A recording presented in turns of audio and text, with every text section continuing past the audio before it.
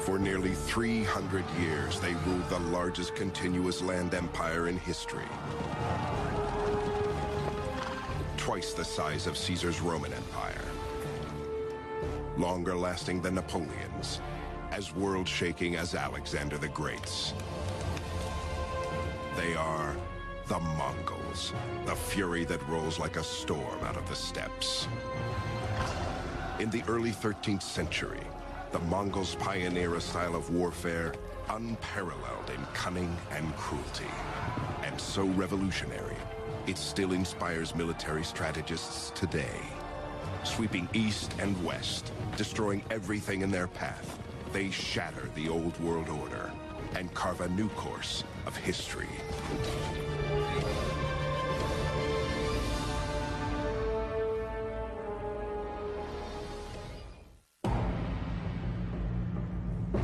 It is the end of the 12th century. As Europe lies mired in the Dark Ages, two cultures set the standard for human civilization. The Islamic states in Persia and Central Asia, and far away to the east, a trio of fabulous kingdoms in China. Between these stretch vast, inhospitable grasslands, the Eurasian steppes. Although the steppes are formidable, they are not empty. Nomadic tribes, the Tatars, Mongols, and others, eke out a grim life.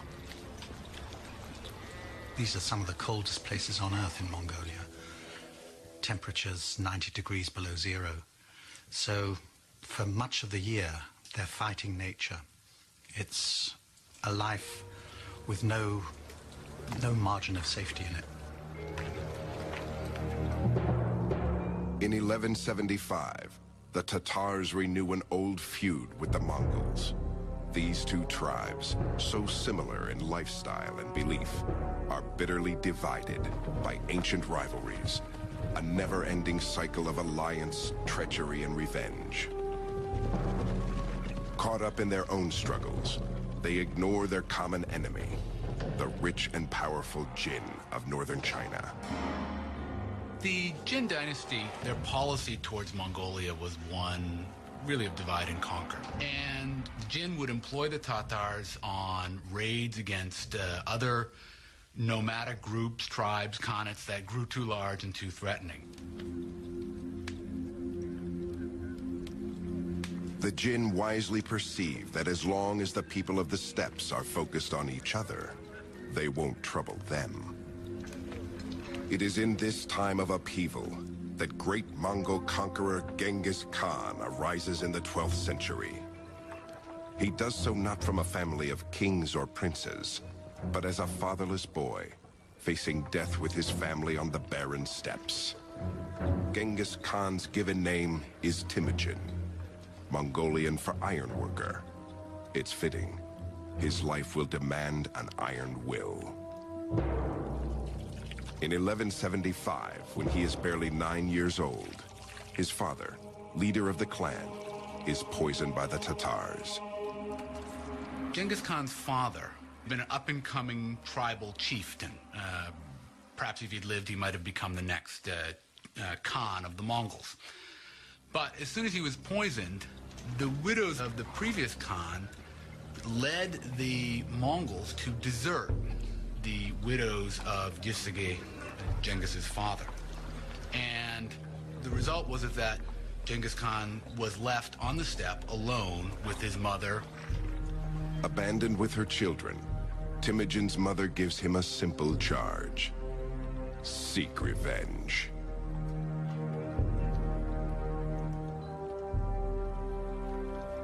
He had grown up, we can presume, with this strong sense of mission. He was the son of one of the leading chieftains, one who had won victories in war when other chiefs had been defeated. And he had been abandoned, and that created a really strong sense of bitterness, a strong sense that the world doesn't work the way it should. For 30 grueling years, Temujin fights to unite his clan and gain the title of Khan, great leader. He learns to trust those proven loyal in battle, and he remains suspicious of all others. By the age of 40, he has grown to be a gifted chieftain. We're looking at a man like Alexander, like Hitler, I have to say, with immense charisma, who made people follow him by the strength of his personality. Having united his tribe in 1196, Temujin turns to the second task: vengeance on the Tatars. The tactics were pretty much entirely horse tactics, and they incorporate all of the things that we would normally expect. Techniques learned in the hunt, for example, would often be employed tactically in battles. The feigned retreat, drawing your enemy in and encircling your enemy, enveloping the enemy. There were elements to their tactics that are sort of reminiscent of the Blitzkrieg.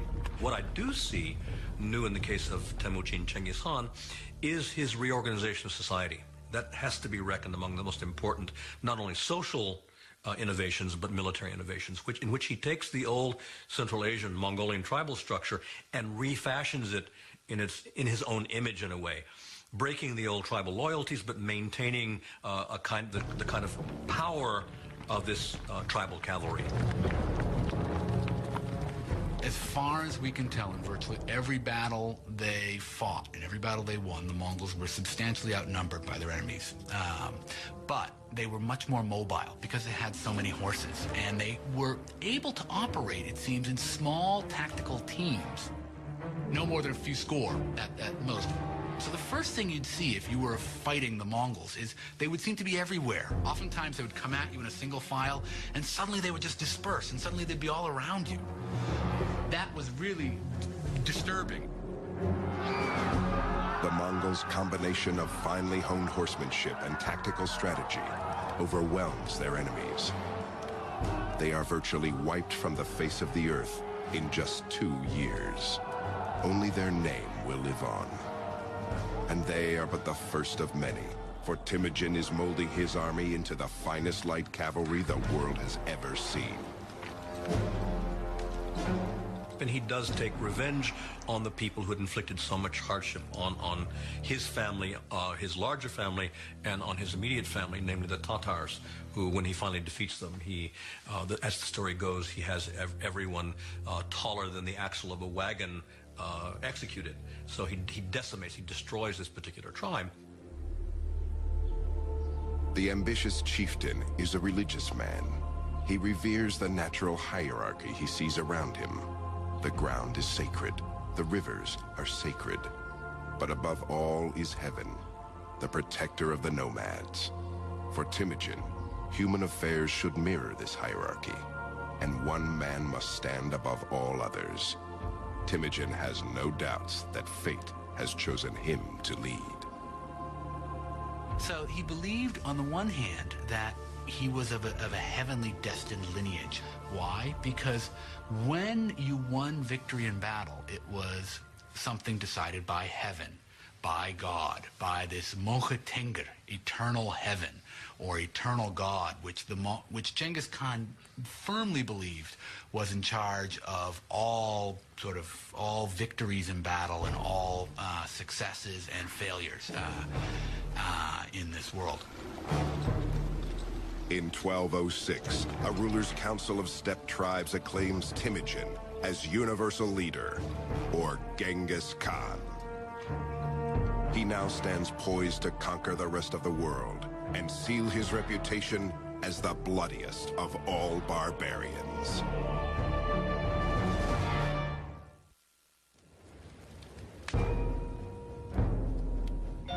Driven to avenge his father's murder, and empowered by a sense of his own destiny, in 1206, Genghis Khan rises from obscurity to the brink of world domination. He is the ultimate leader, the Khan, of all the restless and nomadic tribes of the steppes. His people live a difficult life in a brutal environment. This is a society that is perpetually on the move. So they're ready to bundle up shop in no time at all. So what does that say about how these people live, the tents they live in? They have a cane framework, and felts are tied or sewn onto these individual cane panels, and they can be set up inside 15 minutes and dismantled in the same sort of time. So the inside of yurts was incredibly dark and smoky because they only had a hole at the top and a hole at the doorway. And the doorway always faced south because the Mongols were superstitious that good news came from the south. You had felts on the floor, felts on the walls, so dark, dark, dark, and then everything permeated with smoke. What did they burn? There's no wood on the steppe, so it's dung. So it's smoke that's permeated with animal smell as well. This hardscrabble existence shaped Genghis Khan's character, and his mother's words of vengeance provided his mission. Points to the very important role that Mongolian women played and still do play in Mongolian society, and that's a very important sort of formative episode in his whole life, because he becomes very attached to women, to his wife, to his mother. They figure very prominently, both figure very prominently later on when he distributes his territory and his soldiers among these people. Both women receive shares. So that's quite an important thing. She really holds the family. She's the cement of the family. By the year 1206, Genghis Khan's power over the steppes is unchallenged. Now he directs his vengeance on the wealthy and arrogant Jin of China. In 1211, the Mongols moved to invade China. The enormous ancient nation sees them as scruffy upstarts out to stir up a little trouble. The Chinese have no idea what they are about to face. Down in South China, the Song dynasty, the ethnic Chinese in South China often looked on the Mongols as possible allies, and they developed a very interesting view of the Mongols, that the Mongols were these very crude, barbaric, savage people, but they were uncorrupted, unspoiled. Within hours of their initial meeting, the Mongol troops annihilate a much larger Chinese force. The nomads learn fast. They copy Chinese siege technology to breach their city walls. They become the embodiment of terror. And then they start beating their drums. And these drums are carried by 4 people on ropes. And the mere sound of them drove people mad with fear. They brought with them the prisoners from the previous city that they'd captured and pushed them into the moat so that they could go over them, over the dead bodies at the city walls. And then they would slaughter every living thing, the very cats and the dogs. In 1215, they lay waste to the capital of northern China, Chengdu, present-day Beijing. But just as victory seems within reach, news arrives that trouble is brewing in the Mongolian homeland.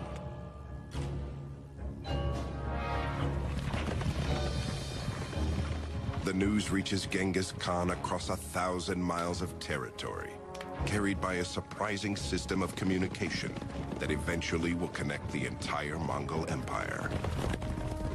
They developed very early on a system known as the Yam, which was basically the Pony Express. And 2 messengers would be sent out with special badges that they wore around their waist, showing that they were official emissaries of the government. And horses would be provided at post stations every 25 miles for these 2 to ride off carrying in their hands, literally, rolls with messages on them. In 1218, the Yam riders bring Genghis Khan the news that Kuchlug, the Khan of the Naiman clan, is fomenting a rebellion among other disgruntled tribesmen. Genghis Khan's hard-won order is being threatened by disloyalty from his own people. This cannot be tolerated.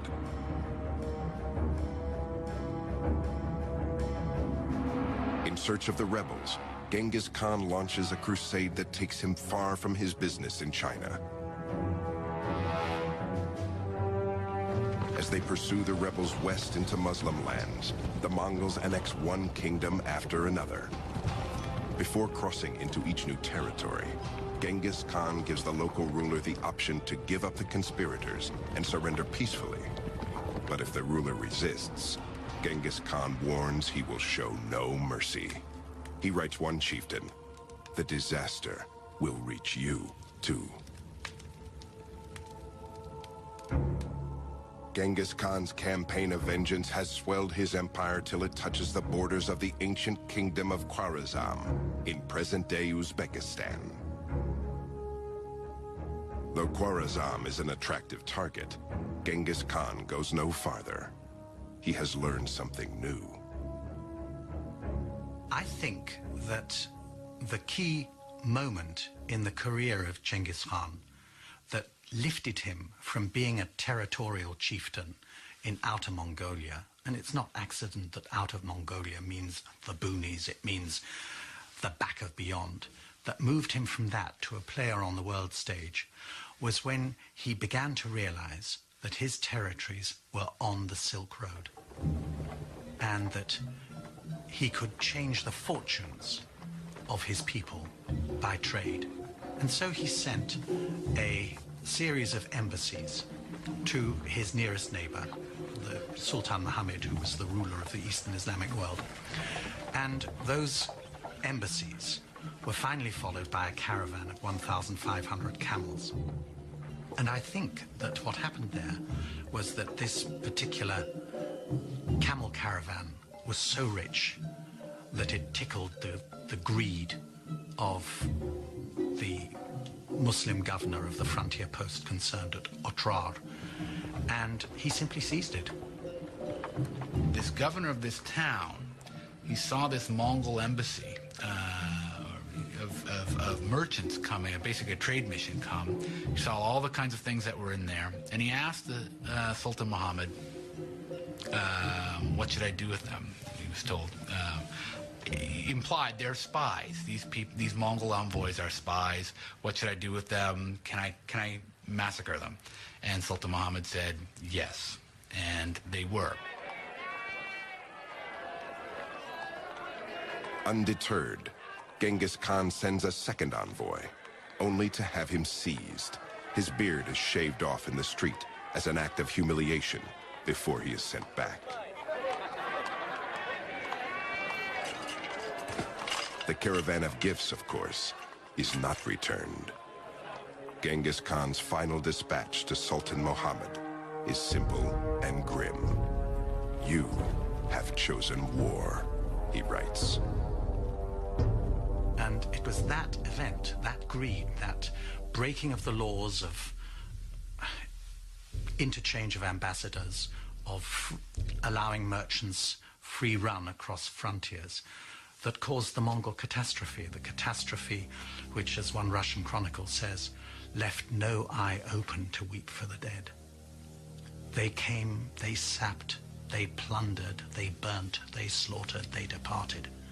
Now, this is an utter disaster for the civilized world, and it had that curious small trigger. As his soldiers prepare for war in 1219, Genghis Khan is unconcerned. That will happen, he says, which will happen. And what is to be, we know not. Only God knows.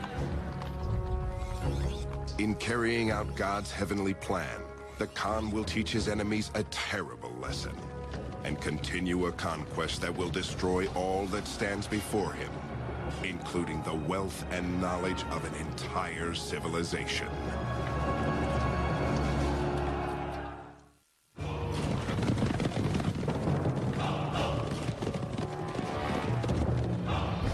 Genghis Khan has unified the nomadic Mongols, subdued the wealthy Chinese, and now, in 1219, stands perched to take on Sultan Muhammad, the ruler of the Khwarezm Empire of Central Asia.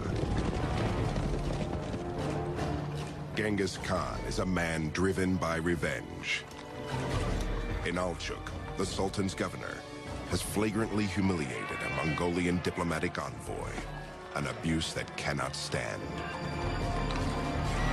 The Sultan's stronghold, Samarkand, is defended by an army much larger than Genghis Khan's own. To even the odds, the Khan turns to tools that have served him well in the past: mobility and surprise. Much more interesting about this particular campaign is the fact that Genghis Khan divided his army in the face of a superior opponent. This is tactics that we associate again with people like Robert E. Lee or with Blitzkrieg and during World War II. The purpose being, again, to penetrate the enemy's front and to create confusion and diversion and so on in the rear, to be able then to turn back and take these places. So I find that to be a very significant part of what he does.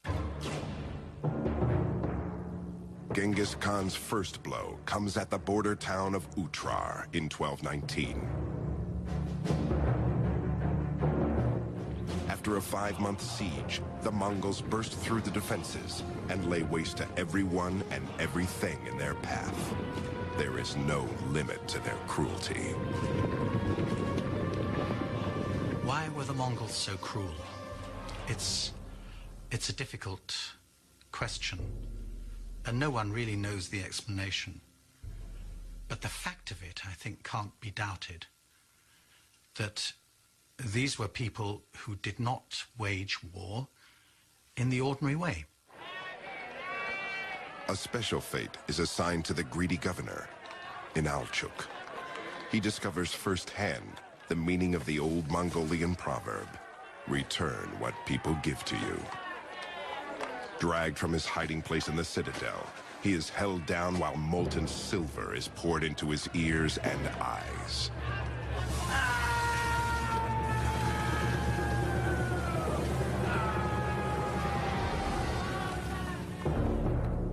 In February 1220, Genghis Khan plots a 3-pronged attack, unrivaled in cunning and malice.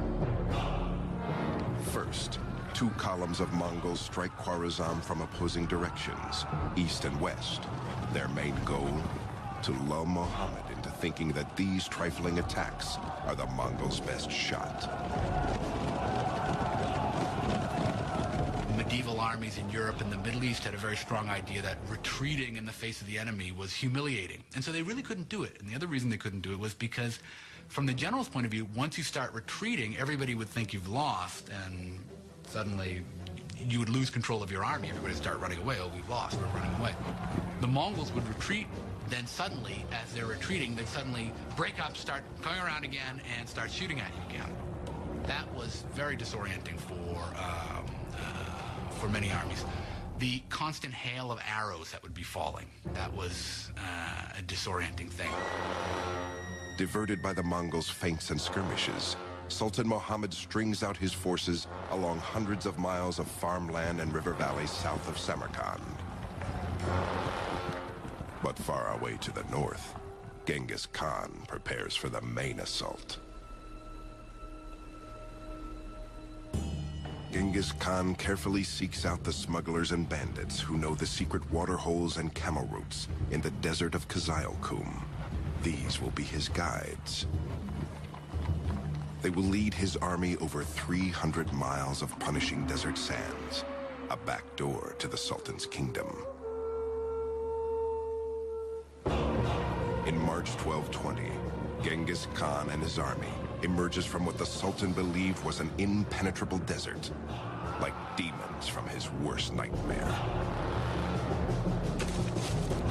In one of the greatest strategic rearguard attacks in the history of warfare, proud Samarkand falls in just 10 days. Sultan Muhammad shows his true colors, fleeing for his life from one city to the next. Like hunters pursuing a fox, the great Mongol generals are given 20,000 men and told to crush any town that shelters the fugitive Sultan, as they relentlessly track him down and kill him. So it was not just a matter of beating an army in the field, but eradicating the power of a country to ground zero, so that there could be no recovery. So they sowed salt in the fields. They destroyed the wells, they flooded the cities, they cut the canals, they chopped down the orchards, as if there were no tomorrow. The Mongols' monstrous rampage devastates magnificent Persian cities like Balkh and Herat. Genghis Khan is not concerned. They couldn't care less. So the destruction that they visited on the Eastern Islamic world has lasted to this day. The ruins of once great cities still lay scattered across Persia like ghost towns. With the annexation of Khwarezm, Genghis Khan's empire reaches from the Yellow River all the way to the Caspian Sea, the largest continuous land empire in the history of the world. The most remarkable result of this Mongol conquest is that East is open to West for the first time in 1,000 years. Pax Mongolica, a Mongol peace, allowed people for the first time to travel in absolute safety from Rome to Beijing. That was never possible before, and it wasn't possible until the 20th century afterwards. It's not a small thing. We had people from the Middle East traveling all over, all the way even into China. Famous traveler Ibn Battuta from Morocco eventually reached, at least he says he reached, China and traveled through much of the successor states of the Mongols, Mongol states ruled by the descendants of Genghis Khan. And that created a kind of knowledge of each civilization in Eurasia acquiring more knowledge about each other.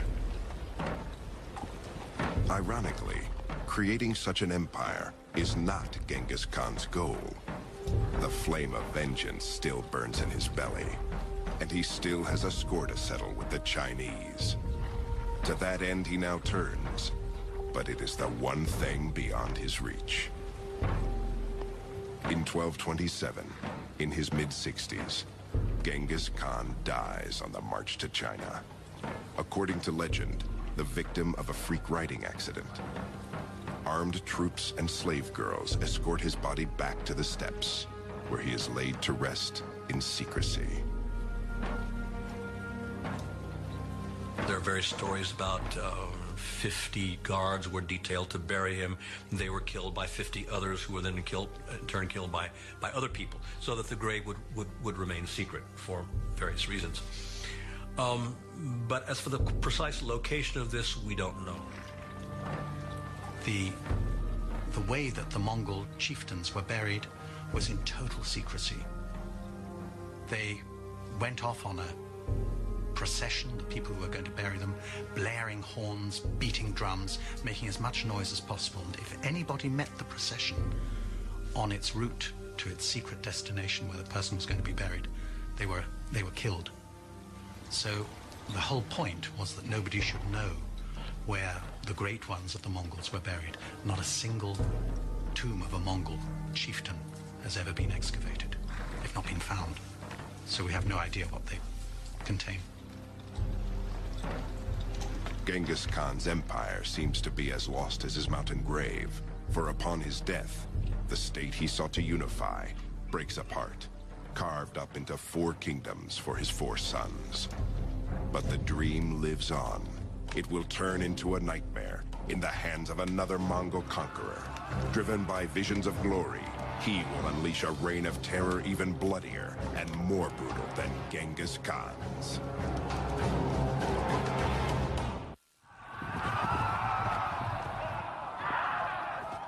In an eruption of violent conquest, the Mongolian Empire continues to expand after Genghis Khan's death in 1227. In the west, the Golden Horde, descendants of Genghis Khan, rules southern Russia and Khwarezm. In the Far East, the Khan's grandson defeats and unites the 3 kingdoms of China. And in Persia, the Mongols convert to Islam, building fabulous mosques to glorify their new god. Still, as successful as the Mongolian Empire may be, its huge size makes it difficult to maintain. There weren't enough Mongols this was not a gigantic nation. It wasn't like China, for example. Perhaps there were as many as 100,000 people in the Mongol army, and that was about it. So the wider the territories they controlled, the thinner the crust of Mongol dominion on them. By the mid-14th century, Genghis Khan's empire lies in shambles. Like the old Mongol clans of the steppes, the rulers spend their time fighting each other instead of combining their strength. The actual power was slipping from the hands of the Genghis Khan, the descendants of Genghis Khan, and falling into the hands of these tribal warlords, people who were not themselves of the imperial family, but who were the real holders of power. In the middle of the 1300s, in the Muslim lands of Khwarezm, in modern-day Uzbekistan, a young Mongol boy named Timur prepares to steal his neighbor's sheep. He is a clever and stealthy adversary to the shepherd, but this time, his luck will fail him. It is said that he receives a wound that never fully heals, making him lame for life. As he grows to power, he is called Timur the Lame, or Tamerlane in the West. It is a name that his enemies will come to dread. By the year 1360, Timur is an important emir, or leader, a master chess player, a skilled strategist. Though he is a Mongol, he cannot claim descent from Genghis Khan, so he creates an elaborate genealogy linking himself to the great leader. He even takes 2 wives descended from Genghis Khan to legitimize his claim. Timur certainly, I think, saw himself as restoring a certain view, a certain version of Genghis Khan history. It was his own version. It reflected very much through the prism of his own ambitions. And he, at a certain point, saw himself as a man of destiny, not only as simply the agent of the righteousness of the Genghis Khan cause, but saw himself as a person acting in his own right. By 1375, the Mongol Empire is not Timur's only restoration project. A century and a half after Genghis Khan puts Samarkand to the torch, Timur hopes to make his adopted hometown the jewel of the world. He was born in that very area, and he was always attached to what is now Uzbekistan as his birthplace. And in the course of his campaigns, wherever he went, he would kill all the men in a city that he had captured, but he would save all the artisans from death and transport them back to Samarkand. So you must imagine Samarkand alive with traditions from all over the Muslim world, from China, also from India. So Samarkand was something special. Samarkand was a garden city, and one of Timur's main construction activities was to provide irrigation canals that opened up whole suburbs with these wonderful gardens. Because Timur was a Muslim, he also constructed Muslim buildings, and he used a lot of the booty that he acquired when he conquered India to construct an absolutely enormous mosque. One of the attributes of Timur seems to have been his pride and his megalomania, we might say. And you see this in this mosque. It is colossal. Size was the big thing. The entrance way is 50 feet tall. And clearly the impression you're supposed to get is I, the humble little worshiper, have to go through this 50-foot doorway to get in. The magnificence of Samarkand is a testament to the might of Timur, but it is also a testament to his brutal means of keeping order. Outside the walls of Samarkand, his merciless cruelty becomes legend. From 1385 on, Timur systematically sacks all of Western Persia, as well as cities throughout Azerbaijan, Georgia, Armenia, and the Caucasus. Tens of thousands of people are slain along the way. In 1398, Timur follows in the footsteps of the Greeks, leading an audacious expedition over the world's most notorious mountains, the Hindu Kush. He then lays waste to northern India. But the farther Timur extends his reach, the more difficult it is to control hostile populations. When the inhabitants of Delhi rebel against their new Mongol masters, Timur takes a page out of Genghis Khan's Book of Terror and writes a new and even more horrific chapter. The reports that he cut off the heads of his victims and piled them into huge heaps occur so often that one can't help wondering whether this is not accurate and not just mere rhetoric, but it wouldn't account for the numbers, 70,000, 80,000. I think we're talking about psychological warfare, which is something that the Mongols had introduced. It's one thing to go to war. It's quite another to use terror as a weapon of war. And this is what Timur did. Timur built upon the legacy of Genghis and used it effectively. He was more terrible in that sense that he slaughtered more brutally, more quickly, but always sparing the artisans. When they say he destroyed the city, that's somewhat of a metaphor, meaning he killed off enough people to make it look bad, and then he brought back from every city he conquers the best workers, the best artisans, the best engineers, the best products. The vaulted skyline of modern-day Istanbul bears testament to the one dynasty that stood in the way of Timur's dream of a Genghis-sized empire, the Ottoman Turks. In 1402, Timur's expanding lands reached the immovable borders of Ottoman Sultan Bayezid. Proud to the point of arrogance, neither leader can tolerate the other. Timur even goes so far as to suggest Bayezid's mother is of dubious birth, meaning she is a whore. Bayezid can stand no more. Leading one of the finest armies in the world, the Sultan rides out of his fortress at Ankara to meet Timur's far smaller force. Confident and imposing, he knows little of the cunning genius of the Mongol Timur. In 1402, goaded by slurs on his honor, the Ottoman Sultan Bayezid races to meet Timur's Mongol forces. But Timur, aware of the Sultan's route, does an end sweep around the Turks. Traveling off the beaten track, he catches the Sultan off guard. He lays siege to the Turkish stronghold, Ankara itself.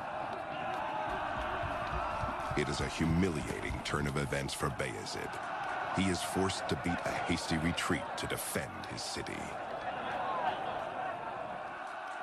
When his weary troops finally arrive, they are no match for the well-rested Mongols. Even worse, in the heat of battle, an entire Turkish battalion defects to the Mongol side when they see a beloved prince fighting for Timur. Tricked, betrayed, and totally routed, Sultan Bayezid nobly refuses to leave the field of battle. He is determined to fight to the last, but he is captured and taken prisoner. The Ottoman defeat may taste sweet to Timur, but it is even more delicious to Christian Europe. Now, if you look at this on the grand strategic map of Eurasia at the time, the Ottoman sultans were poised to scoop up Constantinople. They had moved into Europe, they had encircled it, they were ready to begin the siege that would have destroyed the principal city of Eastern Christendom. And just then, that was their bad luck. Someone came knocking at their back door, and that was Timur. The reaction in Europe to the defeat of Bayezid Yildirim was unrestrained joy.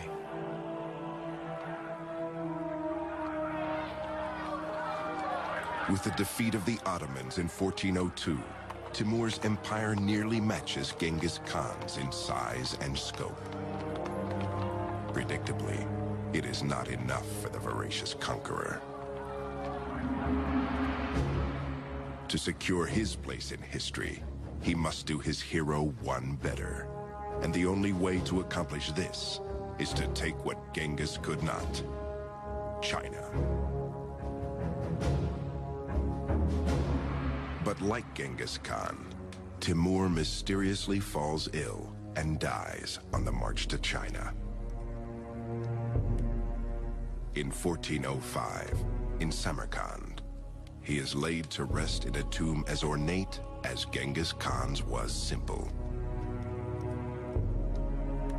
There's a curious story that as he lay dying, he said, "Do not disturb my grave, for if you do, a fate worse than me will fall upon you."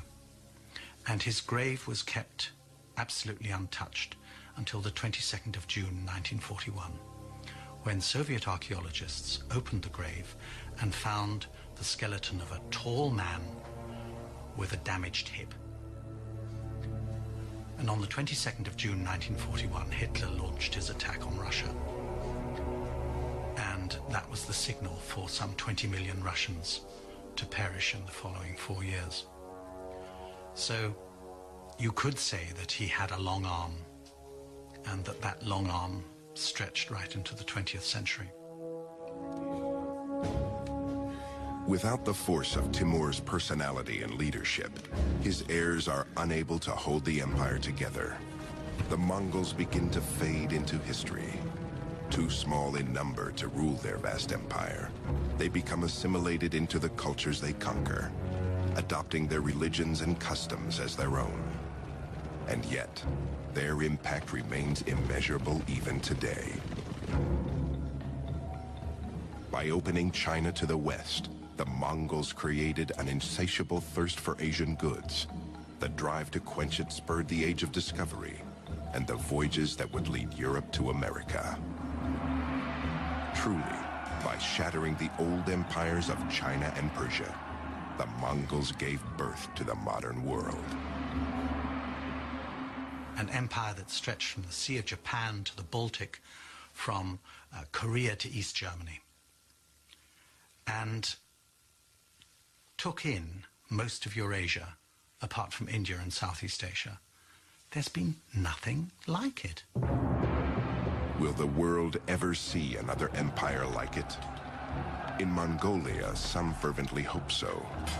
Even today, Genghis Khan is worshipped there as a god. His name is a source of national pride, his tent a hallowed shrine. Small wonder, then, that the Mongols wait eagerly for the spirit to rise anew and for the barbarian to return.